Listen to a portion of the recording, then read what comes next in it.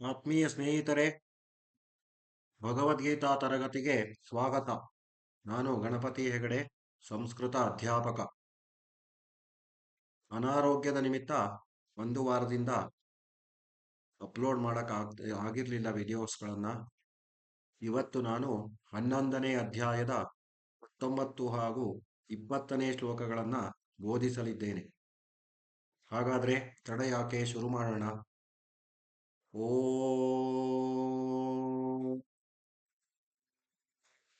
ಶ್ರೀ ಪರಮಾತ್ಮನೇ ನಮಃ. श्रीमद्भगवद्गीता अथ एकादशोऽध्यायः विश्वरूपदर्शनयोगः। अनादिमध्यान्तमनन्तवीर्यम् अनन्तबाहुं शशिसूर्यनेत्रं पश्यामि त्वां दीप्तहुताशवक्त्रम् स्वतेजसा विश्वमिदं तपन्तम्। अनादिमध्यान्तमनन्तवीर्यम् अनन्तबाहुं शशिसूर्यनेत्रं पश्यामि त्वां दीप्तहुताशवक्त्रम् स्वतेजसा विश्वमिदं तपन्तम्। अनादिमध्यान्तमनन्तवीर्यम् अनन्तबाहुं शशिसूर्यनेत्रं पश्यामि त्वां दीप्तहुताशवक्त्रं ಸ್ವತೇಜಸಾ ವಿಶ್ವಮಿದಂ ತಪಂತಂ. ನಿನ್ನನ್ನು ಆದಿ ಮಧ್ಯ ಅಂತ್ಯರಹಿತನಾಗಿ ಅನಂತ ಸಾಮರ್ಥ್ಯ ಹೊಂದಿದ ಅನಂತ ಬಾಹುಗಳಿಂದ ಕೂಡಿದ ಸೂರ್ಯ ಚಂದ್ರರೇ ನೇತ್ರಗಳುಳ್ಳ ಪ್ರಜ್ವಲಿತ ಅಗ್ನಿಯಂತೆ ಮುಖವುಳ್ಳವನಾಗಿ ಮತ್ತು ನಿನ್ನ ತೇಜಸ್ಸಿನಿಂದ ಈ ಜಗತ್ತನ್ನು ಬೆಳಗುವವನಾಗಿ ನಾನು ನೋಡುತ್ತೇನೆ ಎಂಬುದು ಈ ಶ್ಲೋಕದ ತಾತ್ಪರ್ಯ. ಈಗ 20ನೇ ಶ್ಲೋಕ.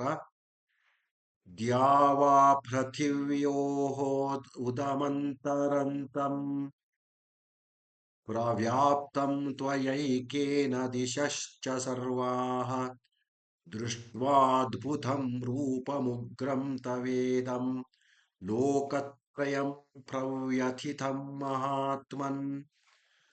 ದ್ಯಾವ ಪೃಥಿವ್ಯೋರಿ, ಅದು ಪೃಥವ್ಯೋರಿ ಅಂತ ಇದೆ.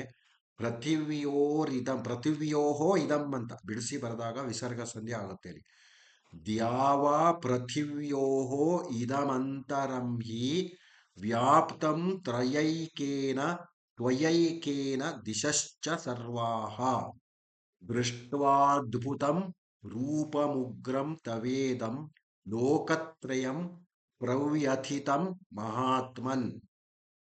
ದ್ಯಾವ ಪೃಥಿವ್ಯೋರಿದಮಂತರಂ ಹಿ ವ್ಯಾಪ್ತಂ ತ್ವಯೈಕೇನ ದಿಶಶ್ಚ ಸರ್ವಾಃ ದೃಷ್ಟ್ವಾದ್ಭುತಂ ರೂಪಮುಗ್ರಂ ತವೇದಂ ಲೋಕತ್ರಯಂ ಪ್ರವ್ಯಥಿತಂ ಮಹಾತ್ಮನ್.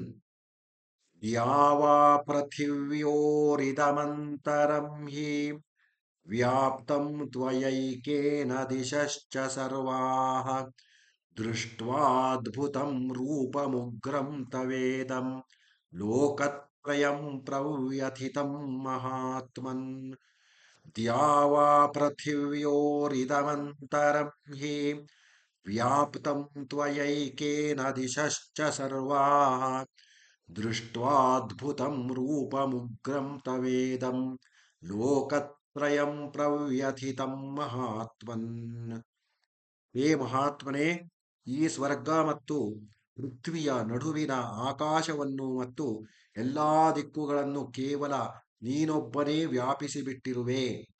ನಿನ್ನ ಅಲೌಕಿಕವಾದ ಮತ್ತು ಭಯಂಕರವಾದ ರೂಪವನ್ನು ನೋಡಿ 3 ಲೋಕಗಳು ಅತ್ಯಂತ ಭಯಗೊಂಡಿವೆ ಎಂಬುದು ಈ ಶ್ಲೋಕದ ತಾತ್ಪರ್ಯ.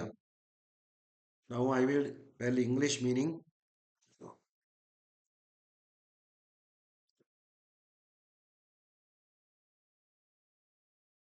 ಅನಾದಿಮಧ್ಯಾಂತಂ ಅನಂತವೀರ್ಯಂ ಅನಂತಬಾಹುಂ ಶಶಿಸೂರ್ಯನೇತ್ರಂ ಪಶ್ಯಾಮಿ ತ್ವಾಂ ದೀಪ್ತಹುತಾಶವಕ್ತ್ರಂ स्वतेजसा विश्वमिदं तपन्तम् अनादिमध्यान्तमनन्तवीर्यम् अनन्तबाहुं शशिसूर्यनेत्रं पश्यामि त्वां दीप्तहुताशवक्त्रं स्वतेजसा विश्वमिदं तपन्तम् अनादिमध्यान्तमनन्तवीर्यम् अनन्तबाहुं शशिसूर्यनेत्रं पश्यामि त्वां दीप्तहुताशवक्त्रं स्वतेजसा विश्वमिदं तपन्तम् अनादिमध्यान्तमनन्तवीर्यम् अनन्तबाहुं शशिसूर्यनेत्रं पश्यामि त्वां दीप्तहुताशवक्त्रं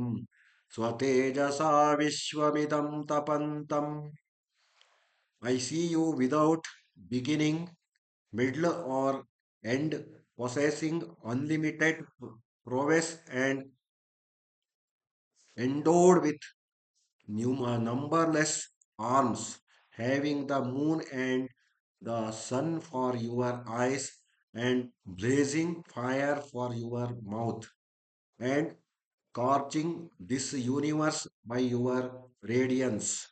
This is the meaning of 19th shloka. Now 20th shloka.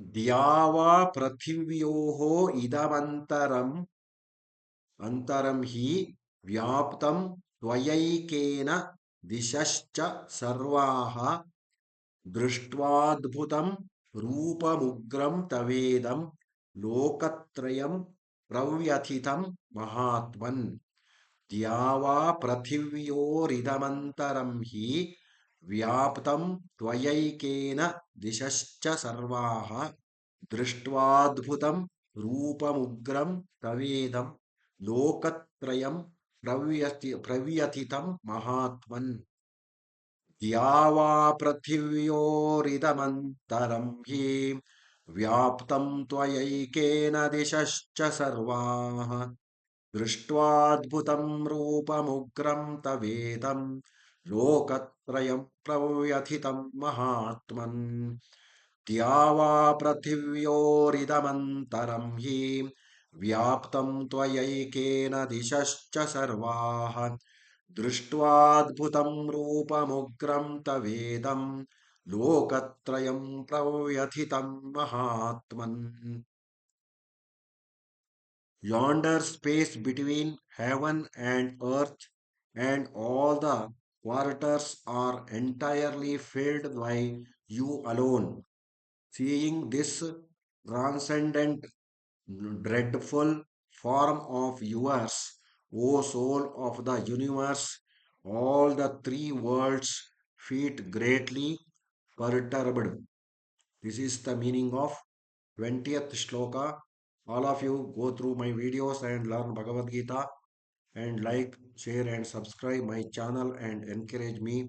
Sarve janaha sukhino bhavantu. Samasta sanmangalani bhavantu. Shri Krishnarpanamastu.